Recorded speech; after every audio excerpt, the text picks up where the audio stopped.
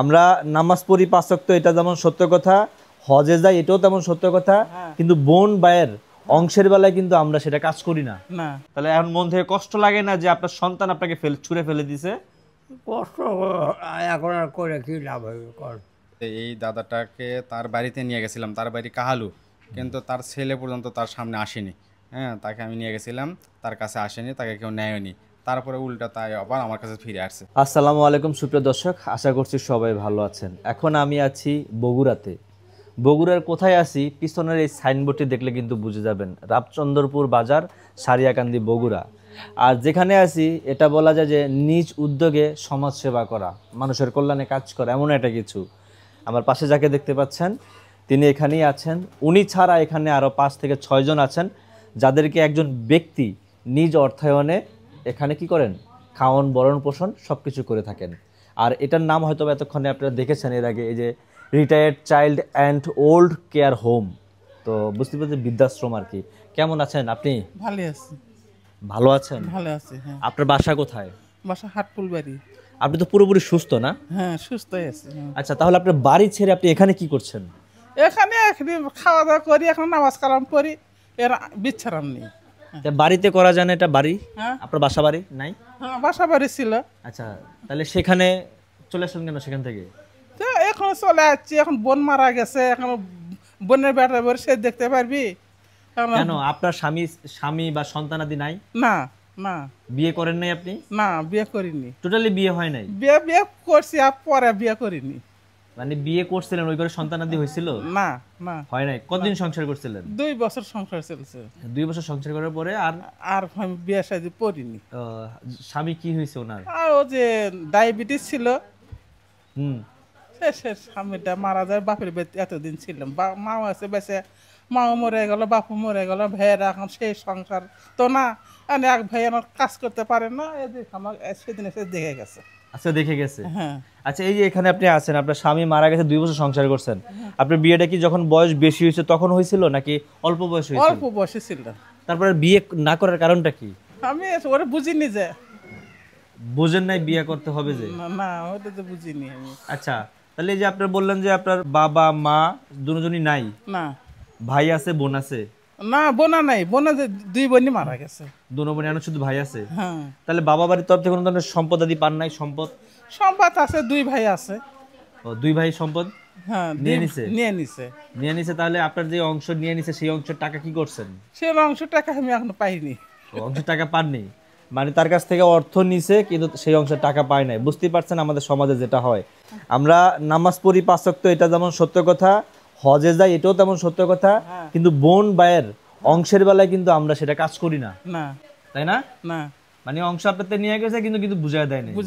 হ্যাঁ, এই হচ্ছে বিষয়। হ্যাঁ। তাহলে এখানে কতদিন ধরে আছেন? বলে আমি তো 7 তারিখে, কুরবানি ঈদের 7 তারিখে আসছি। গত কুরবানি ঈদের 7 তারিখে আইছেন? হ্যাঁ। আচ্ছা, এখানে খাওয়া দাওয়া করতেছেন, এখানে থাকতেছেন? হ্যাঁ। আর ভাই মাঝে মাঝে এসে দেখে যায়? না, সেদিনে আসছিল, পরশু দিনে আসে দেখে গেছে। আচ্ছা, এখানে আপনি সহ কয়জন থাকেন এখানে? এখানে আছে পাগলি, আমি, ওই মহিলা 3 জন, আর পুরুষ 3 জন, 6 জন। পাগলি বলতে ওই যে পিছনে কথা বলতেছে? হ্যাঁ, ওই যে থালি নিবার যাবো, তুই সরে যা। প্লেট দেয় না? না, প্লেট দেয় না। আচ্ছা, কি দিয়ে খাওয়া দাওয়া করলেন? এই যে আলু দিয়ে, পুরি কচু দিয়ে, মুরগির মাংস দিয়ে ঝোল করছিল। মুরগির মাংস দিয়ে ঝোল করছিল। সকালে কি দিয়ে খাওয়া দাওয়া করছেন? সকালে ভাইয়া ভাত। হ্যাঁ। আর কি? ওই যে কালাই ছানা। হ্যাঁ। আচ্ছা, তো এক এক দিন এক এক ধরনের খাবার হয় না রেগুলার এক ধরনের খাবার হয়? এক এক দিন এক এক ধরনের খাবার, এক এক ধরনের খাবার। হ্যাঁ। আচ্ছা, সুপ্রিয় দর্শক, আমরা যেখানটাতে আছি এতক্ষণে হয়তো বা এই বৃদ্ধাশ্রম সম্বন্ধে জেনে গেছেন। এখানে আছেন এক পাগলি। আপনার মহিলা আছেন কয়জন? বললাম তো মহিলা 3 জন। ওনারা 2 জন কি ভেতরে আছে? একজন ভিতরে আছে। একজন ভেতরে আছে। আর পুরুষ কয়জন? পুরুষ হলো 3 জন। দেখি পুরুষ হচ্ছে যে 4 জন। পুরুষ 4 জন। হ্যাঁ। তাহলে 4 জন হচ্ছে পুরুষ, 3 জন হচ্ছে হলো নারী এই বৃদ্ধাশ্রমে আছে। আর এটা সর্বশেষ বলা যায় বগুড়ার শেষ প্রান্তে, সারিয়াকান্দি রামচন্দ্রপুর বাজারের সাথেই এটা অবস্থান। আর এটা হচ্ছিল যিনি করেছেন তিনি একজন ডক্টর বলা যায়, তিনি ফার্মেসি চালান এখানে, ফার্মেসি। আমরা তার সাথেও কথা বলবো। কেমন আছেন? ভালো বাপ। ভালো আছেন। আপনার নাম কি? আমার নাম আব্দুল মজিদ।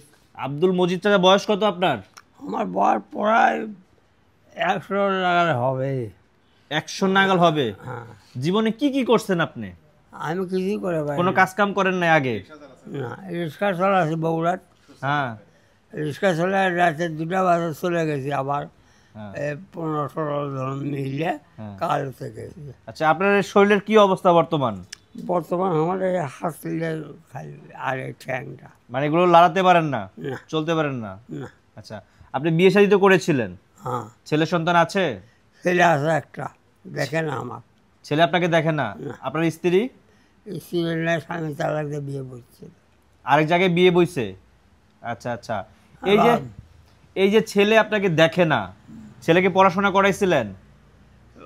কচু পড়ে না, আমি পড়বেলা পড়ে নাই? না, ওই ইটা ভাঙে। ইটা ভাঙে?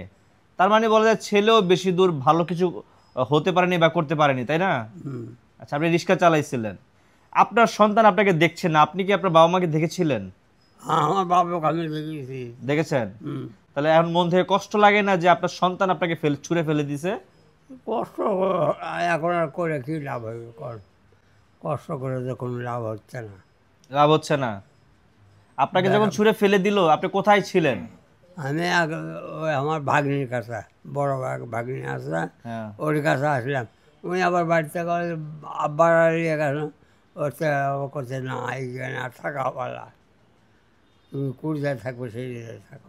তো বুঝতেই পারছেন বিষয়টা, যারাই বৃদ্ধাশ্রমে থাকে সহজে কিন্তু আসে না, নিজের আত্মীয় স্বজন, পরিবার, সন্তান, স্ত্রী তাদেরকে ছেড়ে কিন্তু সহজে আসে না, সেখান থেকে দুঃখ বেদনা নিয়েই কিন্তু আসে। অনেকে রাস্তায় পড়ে থাকে, সেখান থেকে কিন্তু তুলে এনে কিন্তু এখানে রাখা হয়। কেমন আছেন আপনি? জি আলহামদুলিল্লাহ, আমি ভালো আছি। ভালো আছেন? জি, আপনি কেমন আছেন? জি, আমিও ভালো আছি। আপনার নাম? আমার নাম মোহাম্মদ শেবিন। শেবিন? শেবিন। আচ্ছা, আপনার কেন মনে হলো যে আপনি একটা বৃদ্ধাশ্রম করবেন, এখানে অসহায় মানুষ থাকবে? আমি মূলত 8 বছর ধরে আমি ডাক্তারি পেশা করতেছি, পল্লী চিকিৎসক, গ্রামে ডাক্তারি করি, অসহায় মানুষের চিকিৎসা করছি। এখন এই চিকিৎসা করতে করতে এখন অনেক অসহায় মানুষ আমার এখান থেকে চিকিৎসা নেয়, যে দ্বারা চিকিৎসা নেয় এবং অনেকে চিকিৎসা নিতে পারে না, তাদের খোঁজ খবর নিয়ে আমি তাদের বাড়িতে গিয়ে চিকিৎসা করি এবং সম্পূর্ণ বিনামূল্যে, এবং ওষুধের পাশাপাশি খাবারও আমি দিয়ে আসি, যা আমার সামর্থ্য আছে। অত বেশি সামর্থ্য আমার নেই, আমি এই দোকান করে ডাক্তারি করে যতটুকু পাই অতটুকুই। এখন বৃদ্ধাশ্রমের আমার আসার স্বপ্ন হইলো, এটা আমি যখন রাস্তায় রাস্তায় ঘুরি, এখানে সেখানে মাঝে মধ্যে সময় পেলে যাই, অনেকেই বলে তাদের ছেলে পেলে দেখে না, কিংবা শাশুড়ি শ্বশুর বাড়ি থেকে বের করে দিছে। অনেকেই আবার মানসিক ভারসাম্যহীন, তাদের কোনো ঠিকানা নেই, নাম জানে না, রাস্তায় কিভাবে আছে, রাস্তায় মশা মাছি বৃষ্টি, সেসব চিন্তা করে বললাম যে মনে মনে চিন্তা করলাম আমার যদি এরকম একটা পজিশন থাকতো। তো হ্যাঁ, পজিশন ইনশাল্লাহ আছে। এখন এটা আমার যা 7 বছরে যা ইনকাম করা অর্থ জমানো ছিল, সেটা দিয়েই আমি এই প্রতিষ্ঠানটা গড়ে তুলছি। এখন মোটামুটি 15টা বেড আছে। আমার স্বপ্ন আমি এখানে 300টা বেড করব, এরকম একটা খেলার জায়গা থাকবে, মাদ্রাসা থাকবে, এখন ছোট্ট একটা মাদ্রাসা আসবে, শুধু সকাল করে পড়ানো হয়। স্বপ্ন আছে যাতে পুরো 24 ঘন্টা কোরআনের পাখিরা সেখানে কোরআন পড়তে পারে, এরকম স্বপ্ন আমার। এখন আমরা যে জায়গাটার মধ্যে আছি, এই জায়গাটা সম্পূর্ণ আপনাদেরই? জি, আমারই। আচ্ছা, এখানে কোনো সরকারিভাবে বা বেসরকারিভাবে কেউ কোনো ধরনের অনুদান দেয় নাই? না না, এখানে কেউ কোনোদিন অনুদান দেয়নি, সরকারিভাবে বেসরকারিভাবে, শুধু আমার বন্ধু বান্ধব কিছু আত্মীয় স্বজন আমাকে কিছু সহযোগিতা করছে, একটু চাল, একটু বাজার, এই আর কি। টোটাল কতজন আপনার এখানে আছে?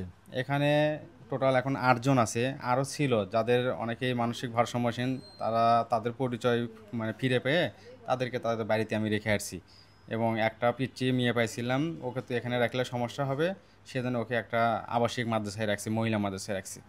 আপনাদের সাথে যোগাযোগ করার কোনো মাধ্যম, বা আপনি যেহেতু ব্যক্তিগতভাবে এটা করেছেন, হ্যাঁ, এতে করে কি কোনো ধরনের সাহায্য সহযোগিতা কেউ করতে চায় আপনার এই এখানে যারা আছে তাদেরকে উদ্দেশ্য করে, সেগুলো কি নেবেন কিনা? আসলে 10-এর লাঠি 1-এর বোঝা, আমি সামান্য ডাক্তারি করি, পল্লী চিকিৎসক, অত এমবিবিএস ডাক্তারও না। তো আমার এই সামর্থ্য হয় না যে একটু ভালো মন্দ বেশি মাছ গোস্ত ডেলি খাওয়ানোর জন্য। এখানে সকালবেলা খিচুড়ি হয়, দুপুরবেলা শাকসবজি, বিকালে হয় মাছ হয়, আবার কোনো একদিন মাংস হয়, যেটা আমার ইনকামের পাশাপাশি আমার এটা করতেছি। যদি কেউ আমাকে সহযোগিতা করতে চায়, তাহলে এখন আমার কাছে 8 জন আছে। আমার তো স্বপ্ন বললাম যে আমি 300 জন আমি রাখার জন্য আমার সেই মন মানসিকতা আছে, এবং 24 ঘন্টা তার সেবা করতে পারবো, এই এনার্জিটাও আমার আছে। কাজে যদি সহযোগিতা পাই, ইনশাল্লাহ আমি অনেক ভালো কাজ করতে পারবো। আচ্ছা, তাহলে হয়তো বা এতক্ষণে বুঝতে পারছেন এই পুরো বৃদ্ধাশ্রমটাকে নিয়ে ভিডিও করার মূল কারণ। হ্যাঁ, আপনারা যে যেখান থেকে দেখছেন, যেভাবে দেখছেন, যার যতটুকু সামর্থ্য হবে সে কিন্তু তার স্থান থেকে ততটুকু হেল্প করতে পারবেন। হেল্প করার জন্য আমরা একটা নাম্বার দিয়ে দিচ্ছি, প্লাস হচ্ছে এই ভিডিও যে টাইটেল আছে টাইটেলে কিন্তু সেই নাম্বারটি দেখতে পাচ্ছেন। আপনি আপনার নাম্বারটি বলবেন। 01756 506050। আচ্ছা, এটা হচ্ছে আপনাদের নাম্বার। জি। আচ্ছা, এই নাম্বারে যোগাযোগ করলে যে কেউ কথাও বলতে পারবে, অর্থ দিতে পারবে এমন কিছু। হ্যাঁ হ্যাঁ। আচ্ছা, ঠিক আছে, ধন্যবাদ আপনাকে।